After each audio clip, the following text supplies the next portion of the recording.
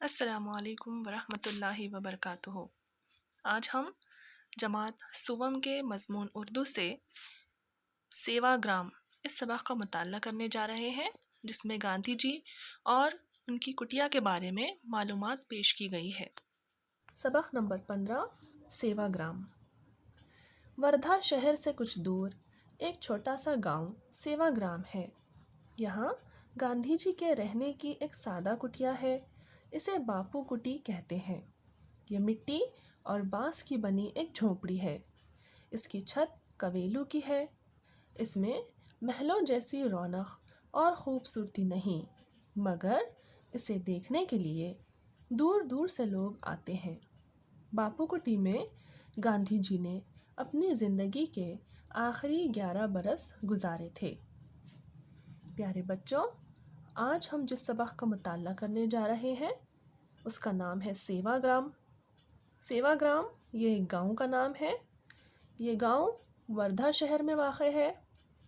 دراصل اس گاؤں کا تعلق گاندھی جی سے ہے۔ اس گاؤں میں یعنی سیوا گرام میں گاندھی جی کی ایک سادہ کٹیا ہے، یعنی جھونپڑی، جسے باپو کٹی کہتے ہیں۔ گاندھی جی کی یہ جھونپڑی مٹی اور بانس کی بنی ہوئی ہے اور اس کی چھت پر کویلو لگائے گئے ہیں۔ گاندھی جی کی اس پیاری سی جھونپڑی میں محلوں کے جیسی رونق اور خوبصورتی تو نہیں ہے، لیکن یہ اتنی مشہور ہے کہ اس باپو کٹی کو دیکھنے کے لیے لوگ دور دور سے آتے ہیں۔ باپو کٹی میں گاندھی جی نے اپنی زندگی کے آخری 11 برس یعنی آخری 11 سال گزارے ہیں۔ گاندھی جی سے آپ سبھی بخوبی واقف ہیں۔ گاندھی جی نے ہمارے ملک کی آزادی میں سب سے اہم کردار ادا کیا ہے، اور اس سبق میں ہم انہی کے بارے میں پڑھیں گے۔ تو چلیے آگے بڑھتے ہیں۔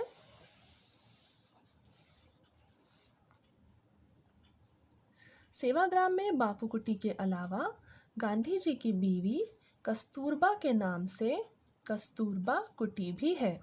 یہاں دور سے آئے ہوئے مہمانوں کے ٹھہرنے کے لیے مہمان خانہ بھی بنایا گیا ہے۔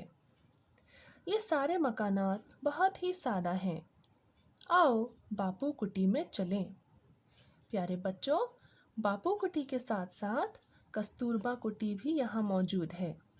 کستوربا جو گاندھی جی کی بیوی تھیں، ان کے نام کی بھی جھونپڑی یہاں موجود ہے۔ یہاں دور سے آئے ہوئے مہمانوں کے ٹھہرنے کے لیے مہمان خانہ بھی بنایا گیا ہے۔ یہ سارے مکانات بڑے ہی سیدھے سادے ہیں، اس میں کوئی رونق نہیں ہے، لیکن یہ بہت مشہور اور بہت ہی دل کو لبھانے والے ہیں۔ چلیے اب ہم باپو کٹی میں چلتے ہیں، یعنی دیکھتے ہیں کہ اس کے اندر کیا کیا ہے۔ دیکھو، دروازے کے پاس باپو کی لاٹھی رکھی ہے۔ ادھر دائیں جانب باپو بیٹھتے تھے، پاس ہی ان کا چرخہ ہے، اسی پر وہ سوت کاٹتے تھے۔ اس شیشے کی الماری میں باپو کا قلمدان، چشمہ اور گھڑی ہے۔ یہاں پتھر کے بنے ہوئے 3 بندر بھی ہیں، جو اشاروں سے بتاتے ہیں کہ برا مت دیکھو، برا مت کہو، برا مت سنو۔ پیارے بچوں، گاندھی جی کو سب پیار سے باپو کہتے تھے۔ تو باپو کٹی میں بہت ساری چیزیں گاندھی جی کی آج بھی موجود ہیں۔ دروازے کے پاس باپو کی لاٹھی ہے، دائیں جانب باپو بیٹھتے تھے، اور پاس ہی ان کا چرخہ تھا جس پر وہ بیٹھ کر سوت کاٹتے تھے۔ گاندھی جی کی ایک شیشے کی الماری بھی اس کٹیا میں آج بھی موجود ہے، جس میں باپو ان کا قلمدان، چشمہ اور گھڑی رکھا کرتے تھے۔ اسی طرح یہاں پتھر کے بنے ہوئے 3 بندر بھی ہیں، جو بڑے ہی مشہور ہیں۔ ان کی مثالیں آج بھی دی جاتی ہیں۔ دراصل یہ بندر اشاروں سے بتاتے ہیں کہ برا مت دیکھو، برا مت کہو، برا مت سنو۔ یہ وہ سبق ہے جو گاندھی جی نے اپنی زندگی میں سبھی کو دیا، اور آج بھی یہ بندر اس کٹیا میں موجود ہیں جو ہمیں آج بھی یہی سبق دیتے ہیں۔ ایک چوکی پر گاندھی جی کی قندیل رکھی ہے۔ گاندھی جی کے زمانے میں کٹیا میں بجلی کی روشنی نہیں تھی، اس لیے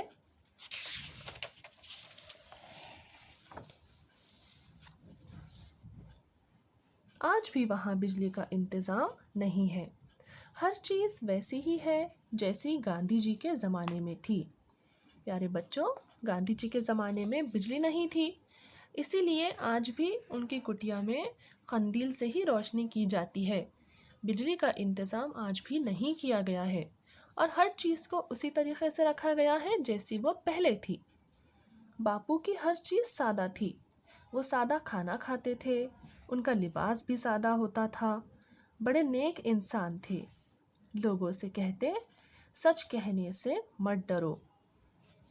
پیارے بچوں، آپ بھی ہمیشہ یاد رکھیے، سچ کہنے سے ہمیں کبھی نہیں ڈرنا چاہیے، ہمیشہ سچ کہنا چاہیے، اور باپو کی طرح ہی ہمیں بھی سادہ زندگی گزارنی ہے۔ اور جس طرح وہ ایک نیک انسان تھے، ہمیں بھی نیک بننا ہے۔ ذرا کٹیا کی دیواریں دیکھو، جگہ جگہ تختیاں لگی ہوئی ہیں، ہر تختی پر کسی نہ کسی مذہب کی دعا لکھی ہوئی ہے۔ گاندھی جی ہر مذہب کی عزت کرتے تھے، وہ ہندو، مسلم، سکھ، عیسائی سب سے پیار کرتے تھے۔ پیارے بچوں، ہمیں پتہ چل رہا ہے کہ گاندھی جی کی اس کٹیا میں جو تختیاں لگی ہوئی ہیں ان پر کسی نہ کسی مذہب کی دعا لکھی ہوئی ہے، جس سے پتہ چلتا ہے کہ کس طرح گاندھی جی ہر مذہب کی عزت کرتے تھے اور ہر مذہب کے ماننے والوں سے بہت پیار کرتے تھے۔ آؤ اب کٹیا کے باہر چلیں۔ دیکھو، پیپل کے اس پیڑ کے نیچے گاندھی جی بیٹھتے تھے، یہیں ہر مذہب کی دعا پڑھی جاتی تھی اور بھجن ہوتا تھا۔ یہاں آج بھی یہاں سب کچھ اسی طرح ہوتا ہے۔ کٹیا کے باہر گاندھی جی کی ایک مخصوص جگہ تھی جہاں وہ بیٹھتے تھے، اور وہ تھی پیپل کے پیڑ کے نیچے۔